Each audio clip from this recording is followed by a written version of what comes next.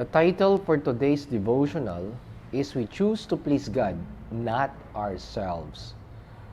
Our text for today is found in John chapter 8, verse 29. And he that sent me is with me. The Father hath not left me alone, for I do always those things that pleased him.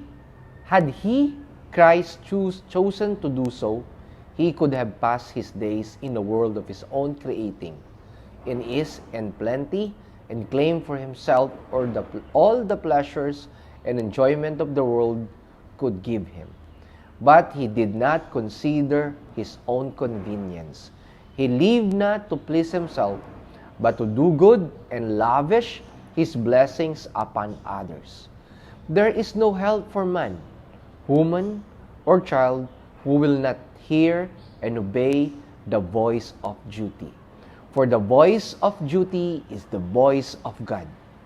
The eyes, the ears, and the heart will become unimpressible if men and women refuse to give heed to the divine counsel and choose the way that is best pleasing to themselves.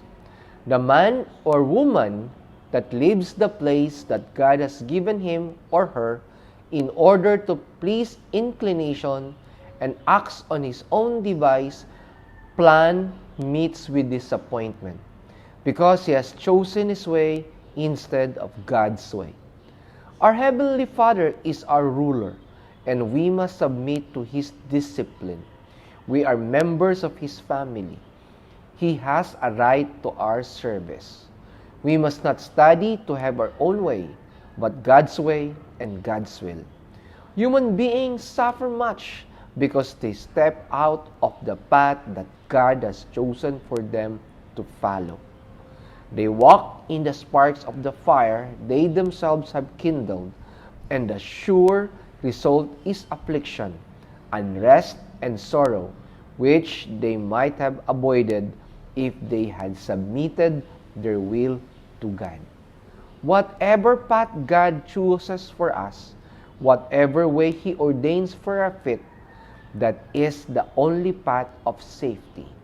With the eye of faith, with childlike submission as obedient children, we must look to God to follow his guidance, and difficulties will clear away. The promise is, I will instruct thee and teach thee. Again, John 8:29, and he that sent me is with me.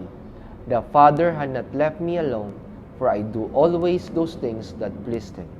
We choose to please God, not ourselves.